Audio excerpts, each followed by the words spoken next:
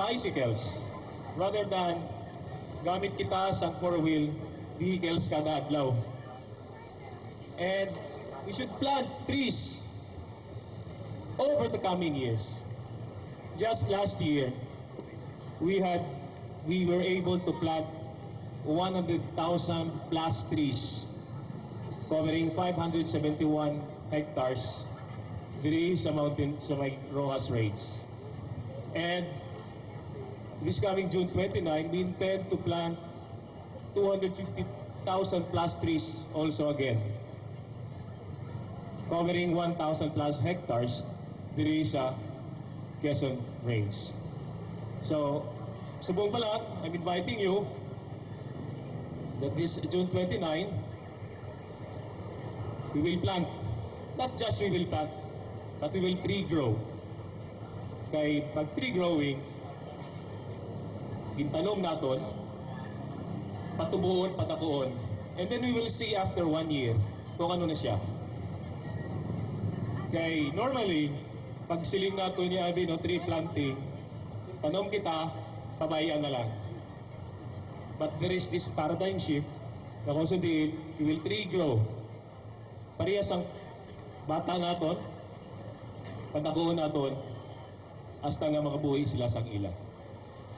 Let me end this part of mine by quoting a statement coming from UN Secretary General Ban Ki-moon as we celebrate this Earth Hour, wherein he says, "Let us join together to celebrate this shared quest to protect the planet and ensure human well-being.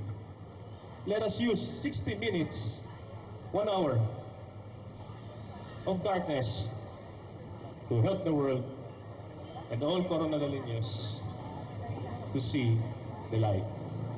Mayang gabi sa tanan, madamay niyo salamat. Thank you very much. Our City Environment and Natural Resources Officer, Mr. Augustus L. Bretanya. And now, ladies and gentlemen, it's my honor and privilege to introduce to you one of our resource speakers for tonight's activity. She worked as content editor for an Asian luxury magazine based in Singapore. Amidst the fancy brands, exclusive resorts, and the high-profile events she writes about, this 25 forever female is a conservationist at heart. As a teen, she has volunteered in biodiversity preservation efforts and dedicated high school science projects studying plastic waste. A graduate of De La Salle University, she went on to work for television and later produced environmental awareness segments for a TV show. Now she's back in the Philippines working to promote renewable energy in her native Mindanao. A long-time event planner, she's currently trying her hand in green entrepreneurship with projects on solar home systems and organic farm produce. She has also just completed a stint as writing fellow at the Silliman University National Writers Workshop. She hopes to publish accessible pop literature on solutions to the climate crisis. On a personal basis, she's doing her every bit to reduce her own carbon footprint and of those around her. She shops only vintage, uses solar power at home, and posts countless environment stories on her Twitter and Facebook accounts, altogether balancing her love for travel with her concern for the planet. Speaking of travel, she was the lone Mindanao delegate for training by former U.S. Vice President Al Gore at the Climate Project Asia-Pacific Summit in Jakarta. She has returned with a sense of urgency about the climate change issue. As a delegate, she joins a global grassroots movement that aims to focus and reinvigorate the Asia-Pacific region's response to climate change. She's tasked to give presentations and echo her learnings on the climate project to audiences, particularly in her home base of Cagayan de Oro and surrounding regions in Mindanao. She has already made her first presentation in Singapore at an event organized by the Environmental Challenge Organization, or ECO, a group she volunteers for. Ladies and gentlemen, This female that I'm talking about, she's here in the city of Coronadal to impart her knowledge and learnings to us.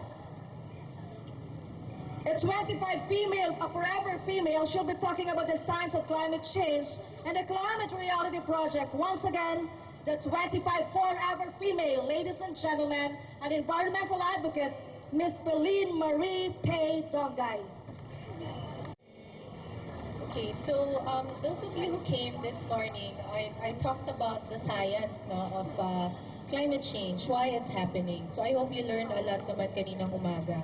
Ngayon, I would like to share what we can do, examples lang, no? Like what si Sir Bibi was saying, may parang lifestyle changes, shift in your ways of thinking, you challenge ourselves.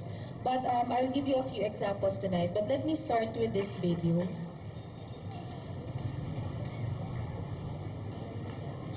Hold on, kailangan ko ng audio for this one.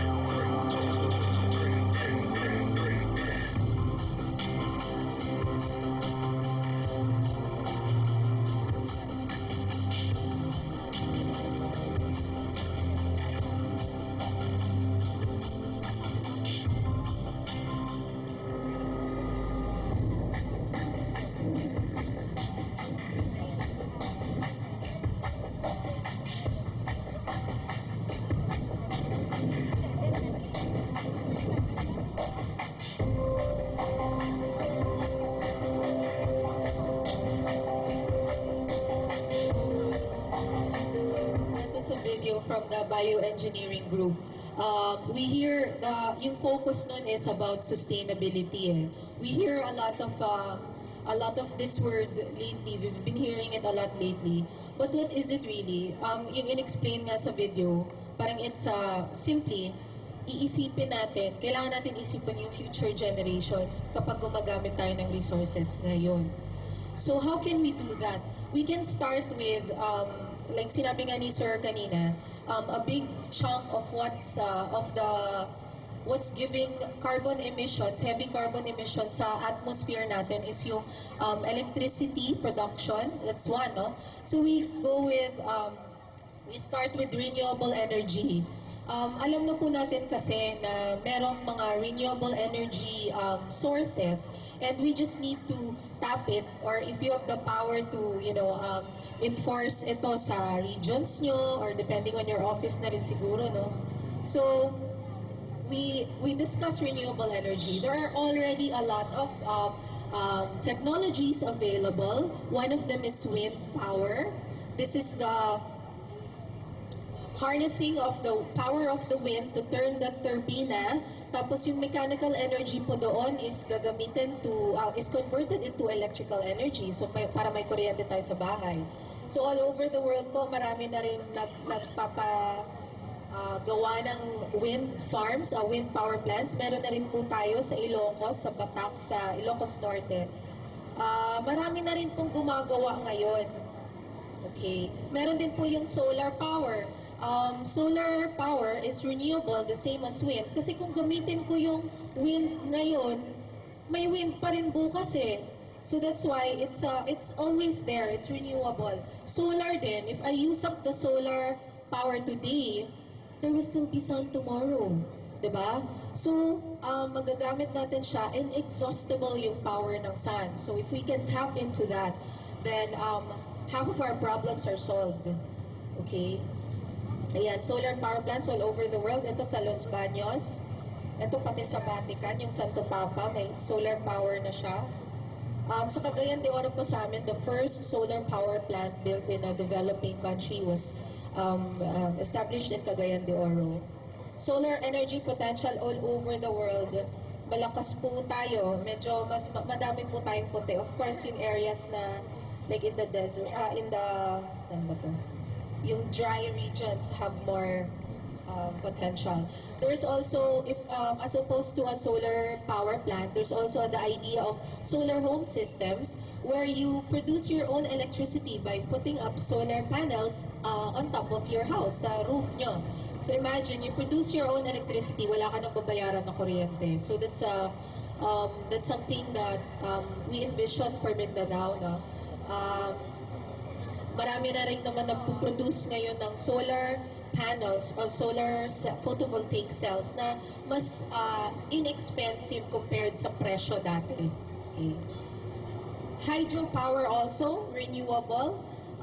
Simply the power of water from a higher elevation to a lower elevation.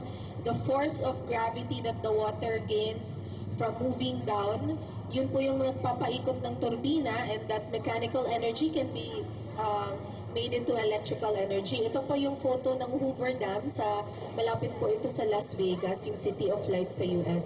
So this provides 2,000 megawatts of power for that area. Hydro is renewable because of what is intrinsic in our Earth, the water cycle, where there is evaporation and water vapor is contained in clouds in our sky, and the clouds are brought into higher elevated areas para umulan doon, and the water from there will be going down through the downstream, and we can tap into that gravity. Ito po yung nangyayari sa ilalim sa loob ng hydropower. Ito naman hydropower plant ng China, the Three Gorges Dam. Kung yung sa Mindanao, yung pinakamalaki nating hydropower is about 200 megawatts of gives 200 megawatts of power. Ito naman sa Three Gorges in China, upon full completion, will give 28,000 megawatts of power for China. Pero mas marami namang Chinese people, di ba? Hindi natin kailangan ng ganun kalaki. Okay. There's also geothermal energy, which is tapping the heat energy from underneath the Earth's surface. Meron po tayong ganyan sa atin, sa Davao, sa Mount Apo. Meron din po sa Kidapawan, I believe, around, mas malapit dito, and other parts of the country. We're actually, in the world, I think we're the second largest geothermal user next to the United States. Medyo nasakyan natin yung pag-develop ng geothermal power plants noong I believe in the early 80s. Okay. So this is what happens inside a geothermal power plant. Bubuhos ka ng tubig na regular or cold water, and then yung mainit na rock sa ilalim, magka-create po siya ng steam from the water, and that steam was contained, and then yung pressure no, nakakaikot ulit ng turbina, yung mechanical energy is transformed into electrical energy. Ito po yung super grid of tomorrow. Sana yung Coronadal maging ganito in the future. So it's a community that's powered by renewable energy sources. So lahat po ng ang gumagawa ng kuryente para sa syudad, renewable na po. So wala ng carbon emission. Hindi na siya coal na nagbo-burn tayo, nagsusunog tayo ng coal, resulting to more carbon in our atmosphere. Hindi na siya diesel power plants na nagsusunog tayo ng diesel, resulting to more carbon in our atmosphere that's creating global warming.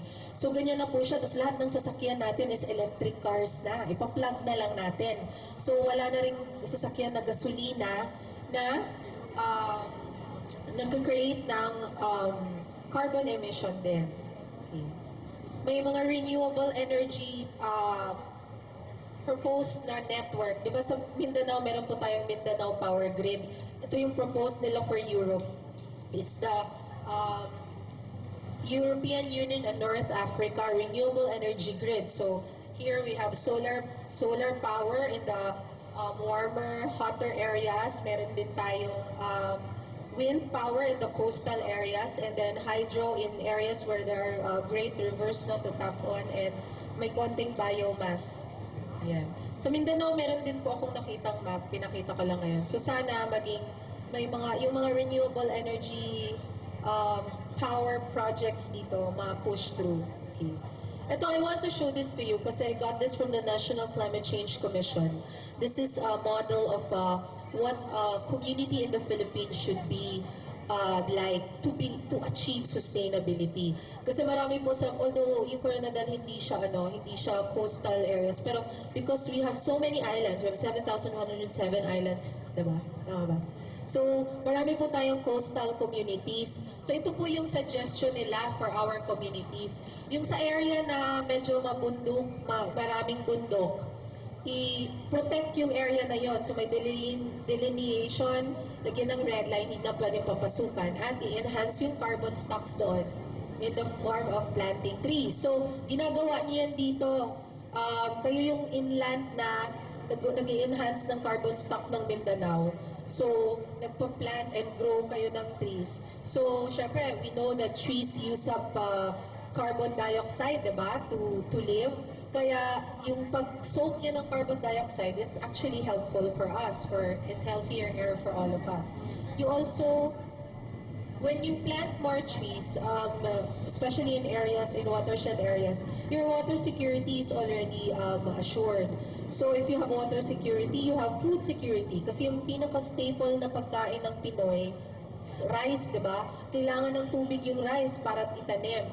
So may food security na tayo automatic.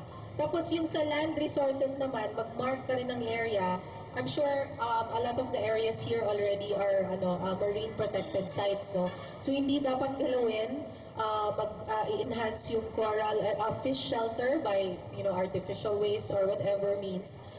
Para there's more fish shelter, and yung baby fish, they are allowed to grow before they go out into the bigger ocean where the fishermen can catch them. And you also plant mangroves, kasi yung mangroves are not only fish shelter, they are also climate hazard mitigation. They are also absorbing the toxic wastes from our rivers, so hindi siya pupunta out into the ocean. Ayan. So na-enhance na yung genetic resources mo both inland and in the coasts. You have renewable energy from hydropower, from solar power, and from wind power. And you can now offer ecotourism activities in your area kasi mas madami ka ng isda, mas madami nang makikita for scuba diving enthusiasts, yung mga nagma-mountain climbing naman, mas madami na silang makikita doon sa taas kasi mas madami ng trees na na-plant. Okay.